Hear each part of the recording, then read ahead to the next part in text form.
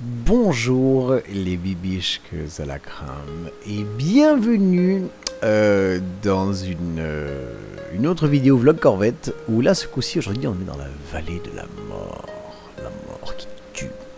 Oui, alors la vallée de la mort c'est un autre désert un petit peu plus au nord, au nord-ouest je pense, pas très loin de Vegas. Parce que si je dis pas de conneries, durant ce trip, on a aussi... Ouais, on a été à Vegas parce qu'on a fait le SEMA Show. Mais bon, malheureusement, ce n'était pas encore l'époque du grand YouTube et compagnie. Donc, on va se contenter de ce qu'on a. Et là, ce qu'on a, c'est la vallée de la mort. Vous allez voir un très très grand contraste avec ce que vous avez vu hier, je pense. Est-ce que c'était hier, Joshua Tree? Où là, du coup, la vallée de la mort, mais c'est vraiment la mort. Dans le sens où il y a vraiment beaucoup moins à voir, à part des énormes étendues. Mais ça reste quand même fabuleux. Souvent, ce qui est très rigolo avec la vallée de la mort aussi, c'est que tu as des records de température hallucinants. Et des décors qui sont évidemment beaucoup plus arides aussi à gauche et à droite. Là où Joshua Tree, tu sais, tout ce qui est montagne et roches et compagnie sont... bizarrement assez arrondi avec un côté assez doux. Tu verras que dans la vallée de la mort, là c'est vraiment genre super, je sais pas quel est le mot, tu dis harsh en anglais, abrupt peut-être, quelque chose comme ça. Et j'y étais il y a je crois 2 ans où on était en plein record de température. Genre, le jour où j'y étais, j'étais avec une Porsche Boxster turbo, je crois que c'est la 2 litres 4 cylindres. Ça me fait bizarre d'appeler ça turbo alors que tu vas turbo normalement c'est être le haut de la gamme chez Porsche, mais là pas du tout, c'est l'entrée de gamme absolue. Qui est pas une mauvaise voiture du tout, hein. J'en reparle plus tard dans le vlog avec le Claget, on en reparlera. Mais le jour où j'y étais, je me suis fait arrêter par la police en me disant ouais, qu'est-ce que vous faites? Je fais ah, bah, je vais dans la vallée de la mort. Ah, vous êtes sûr? Parce qu'aujourd'hui c'est comment est votre voiture? Tout est bon. Je fais ouais, c'est une voiture neuve, il y a la clim, j'ai un plein d'essence, enfin j'ai le plein d'essence. Je fais ouais, parce qu'aujourd'hui là c'est vraiment genre des records de température, soyez vraiment prudents. Ouais, ok. Et voilà, mais bon, encore une fois, c'est un truc à voir parce que les paysages sont tellement fabuleux.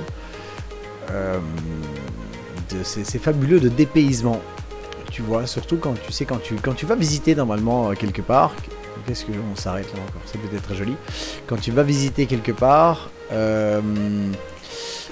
tu sais plutôt toujours aller voir les villes, les monuments et trucs, tandis que moi aller visiter comme ça en pleine nature, c'est toujours fabuleux. Est-ce que c'est pas là? Je crois que c'est là que je faisais les plus gros burn-out possibles. J'avais fait des très très belles... Ouais, tu le vois d'ailleurs. Bon, hein. On était jeunes, t'es innocent, en plein milieu du désert, c'est pas ça qui va changer grand chose. On avait fait, voilà, tu vois un petit peu de fumée de burn-out? Oui, ma bûche. Est-ce que j'ai encore le slow-mo de ce burn-out? Je crois que je l'avais posté sur Instagram, il faut regarder. Tapez-vous mon Instagram, descendez jusqu'à 2016, et je crois qu'il y a le burn-out de la Corvette que vous venez de voir ici, pas en POV, mais pas loin. Et encore une fois, voilà, si tu compares vraiment le type de paysage par rapport à ce que tu as vu à Joshua Tree, ça n'a rien à voir. Pourtant, ça reste la même région. Je crois que la vallée de la mort, c'est juste entre la Californie et le Nevada. Donc c'est vraiment pas très loin. Mais voilà, ça vaut la peine. C'est fabuleux. Je l'ai pas refait cette année. Parce que ça n'allait pas du tout dans le trajet que je prenais. C'était un trop gros détour. Mais enfin... Est-ce que ce serait cette route-ci? Non, c'est pas cette route. Je sais pas où je suis là. Je vous explique. Je cherche une route. Je sais pas du tout ce que je suis en train de faire comme petit...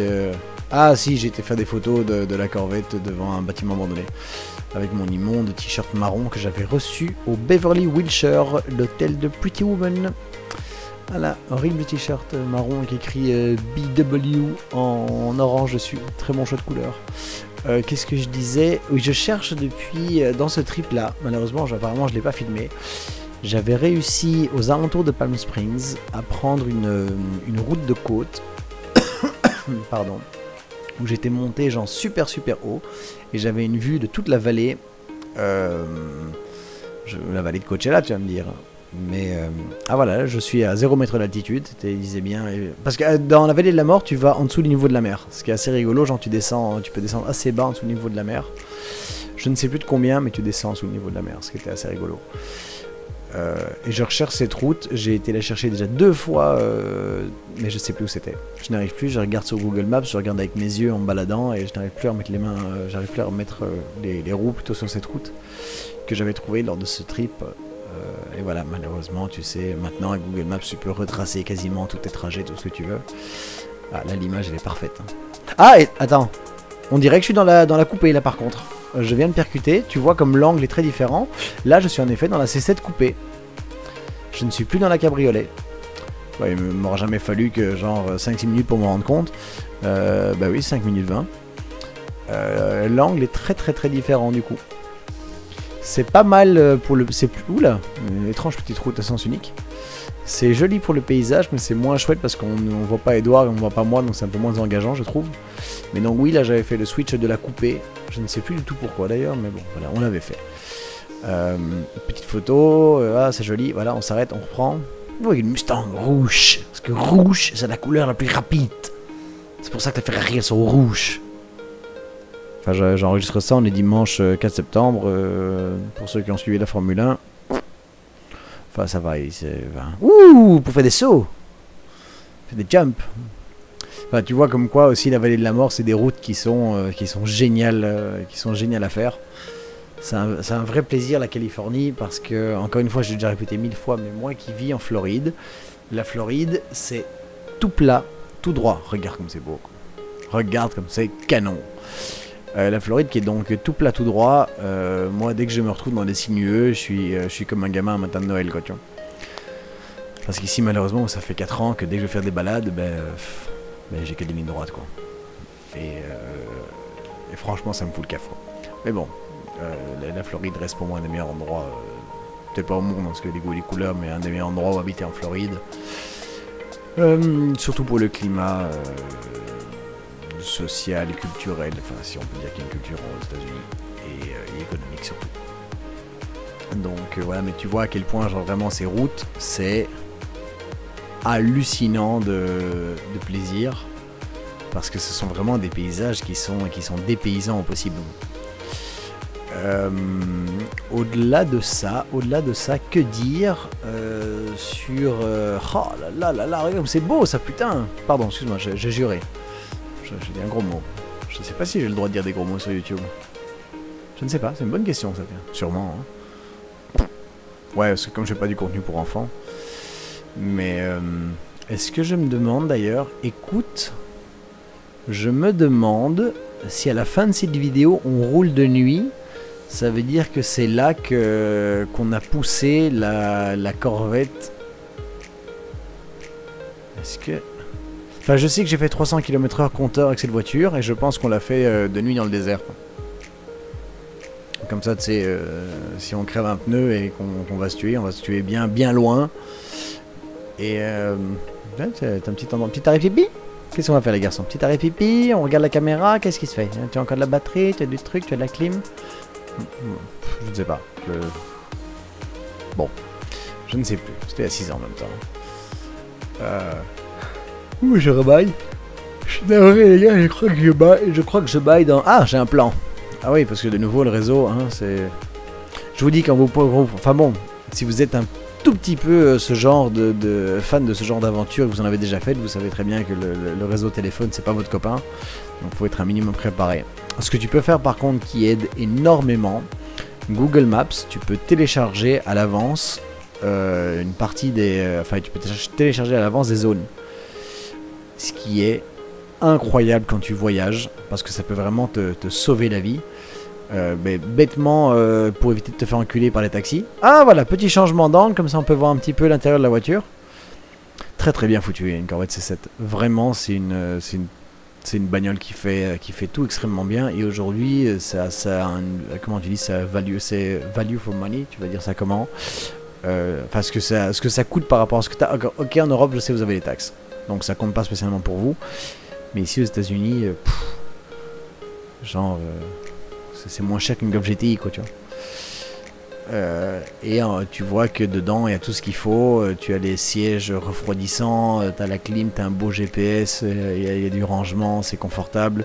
Parce que je sais pas si vous savez, mais comme les Américains sont habituellement des gens assez grands et volumineux au niveau du milieu du corps, pour ne pas dire gros, eh bien les voitures américaines sont souvent très spacieuses à l'intérieur. Exemple, une Corvette, quand t'es grand, si tu fais plus d'1m85, tu peux rouler en Corvette sans problème.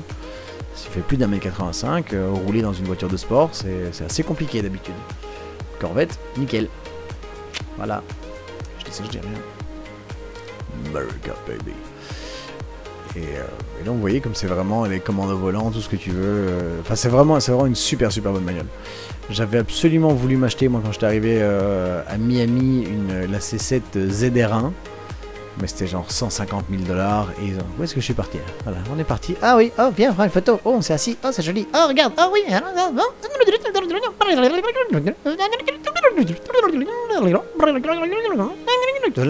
Voilà. J'ai très bien fait l'accélérer. C'était 150 000 $ pour une Corvette. Et j'étais là genre... Et vraiment, juste à ce moment-là, ils ont annoncé la C8. J'ai un copain qui m'a dit que je pouvais en avoir une. Ça allait coûter 50 000 $ de moins pour la toute nouvelle. Et c'est mid-engine, machin, blablabla. Et bon, vous savez tout ce qui est arrivé, que malheureusement j'en ai jamais eu une.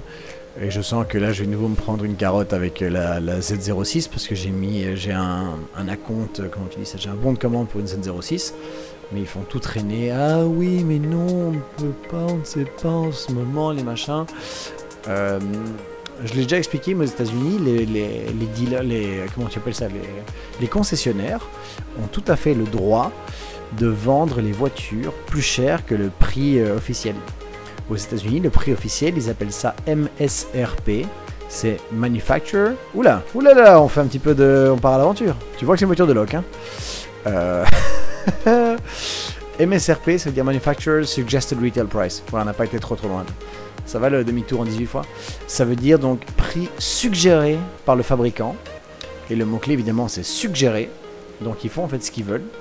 Et en fait, ce qu'il se passe, c'est qu'ils vendent les voitures plus chères que le prix officiel.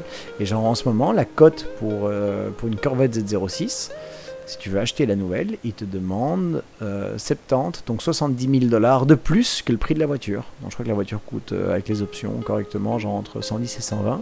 Et ils te demandent une petite rawette. Donc au final, la voiture, elle est quasiment entre 180 et 200 000 $. Tu vois, j'ai envie de te dire, très belle le GMT Master 2, John. Je me rachèterais bien une Pepsi One C4. J'aime beaucoup cette montre. C'est la meilleure GMT pour moi. C'est la meilleure, c'est la plus simple à lire, c'est une des plus chouettes. En travel time, c'est vraiment une super toquante. Je parle de la montre, hein, pour ceux qui ne savent pas. C'est donc une Rolex GMT Master 2. De son surnom Pepsi, parce qu'elle a la lunette de couleur bleu et rouge, qui sont les couleurs de Pepsi. Revenons à ce que je disais. Et donc par exemple, une Porsche GT3 RS, ils les vendent. Attention, tiens-toi bien, c'est pas une blague. La toute nouvelle GT3 RS qui vient d'être présentée. Et bien, une des toutes premières, je crois qu'il y a le premier lot, la première arrivée, il y a 7 voitures qui arrivent, ou un truc comme ça. Une des 7 est annoncée là maintenant à vendre. C'est très vrai, c'est officiel. 750 000 $. Voilà. Alors je sais pas s'il y a un débile qui va les payer 750 000 $, c'est-à-dire 500 000, allez on va dire 450 000 de plus que le prix de la, donc plus cher que le prix de la voiture, juste pour la vendre. C'est très joli cette descente en flanc de montagne, juste pour avoir la voiture. Enfin bon, c'est des débileries. On fait ça avec la Corvette, ils font ça avec la G. Hein. C'est d'ailleurs pour ça d'ailleurs que c'est ce qui justifie l'achat du Géo carré. C'est comme il y a le tout nouveau qui vient de sortir, et je t'explique mon calcul que j'ai sûrement expliqué, je vais sûrement expliquer en quelques jours là dans la nouvelle vidéo sur le G. Parce que vous l'avez sûrement compris que le nouveau délit c'est un Géo carré. Oh quelle belle ligne droite, dis donc. Le Géo carré, le nouveau vient de sortir et je t'explique le calcul, c'est sur base 1,63. Le 2017-2018 qui était sur base de 500, il coûtait 100 000 de plus qu'un 500. Un 500 coûtait environ 150 000 $, je parle en dollars, et il se vendait, le Géo carré se vendait 250 000. Donc on dit qu'on va garder, je garde les mêmes chiffres alors que tu te doutes que ça va être pire, hein, ça va être plus élevé que ça. Donc aujourd'hui un G63 2022, enfin même 2023, avec quelques options c'est 200 000 $. Je crois que c'est 185 hors option, bon hors option t'as même pas les roues quoi. Donc on va dire que ça coûte 200 000 balles. Avec les 100 000 de plus pour la version au carré, on est à 300. tu peux facilement mettre 50 000 balles d'options entre ta couleur spéciale, tes jantes spéciales, machin truc, ton intérieur designo, blablabla, et ceci, donc t'es à 350 000 balles. Le premium, c'est comme ça que ça s'appelle, hein, oversticker en anglais, donc ce que les concessionnaires te facturent en plus du prix de la voiture, en moyenne, pour un Classe G, c'est entre 80 et 100 000 balles. Pour un G63. Donc tu te doutes que pour un G63 au carré, ça va être minimum 100 000 si pas plus. Donc 350 000 le prix de la bagnole, 100 000 de plus pour ton premium, et all in all, avec tes taxes et tes machins, et tes dealer fees et tes trous de ballerie, ça va coûter 500 000 $. Un demi-million de dollars pour un Classe G. Genre, s'il te plaît, quoi. Alors évidemment que ça va se vendre, hein, les rappeurs, les athlètes, les machins, tu sais, les gens qui font beaucoup de cash très rapidement, mais ils vont se ruer là-dessus, genre c'est pas grave, on va kiffer. Mais bon, quand tu vois que le prix de l'ancien, ça se vend 250 000 $, c'est la moitié du prix, tu peux en avoir deux pour le prix du nouveau. Et le nouveau, il est moins large, il est moins haut, vous allez le voir dans quelques jours parce que je l'ai filmé à Pebble Beach, je pense. The Path, c'est un peu The T. Voilà, le calcul se fait comme ça. Et il y a des trucs, ça c'est des trucs à l'américaine, un pays ultra capitaliste. Voilà, il y a beaucoup d'argent en Amérique et les gens dépensent. Et tu vois que là, nous sommes en plein désert avec le coucher de soleil. Nous avons fait la vallée de la mort dans la nuit. Et nous allons être témoins ensemble d'un vrai coucher de soleil. Parce que je pense que la fin de la vidéo, c'est justement quand on va faire un excès de vitesse extrêmement scandaleux. Est-ce que tu arrives à voir? Oui, si tu regardes en bas à gauche, donc en bas à gauche, tu as le compteur de vitesse. Et juste à côté du compteur de vitesse, je ne sais pas si tu le vois, mais tu as... Ouais, c'est un peu flou, hein. Tu as le... Voilà. J'allais le dire, ça malheureusement, c'est en allant trop vite. Eh bien, la GoPro s'est torché la gueule en arrière. Voilà, malheureusement, voilà. Donc là, ce que tu viens de voir, c'était une Corvette qui allait... Tu as vu le ciel, vu d'une Corvette qui allait à 300 à l'heure. Comme ça, tu sais à quoi ressemble le ciel quand tu vas à 300 en Corvette dans la vallée de la mort. Surtout, tu as vu la gueule de la route, c'était pas vraiment ce qui est plus intelligent. Mais bon, c'était il y a 6 ans, nous étions différents. Nous étions jeunes et innocents et invincibles. Sur ce, c'est donc la fin de cette vidéo, comme tu peux le voir. Je vous remercie de m'avoir suivi et on se voit demain pour, je crois, la dernière vidéo Corvette. Je vous remercie. Bisous les gars.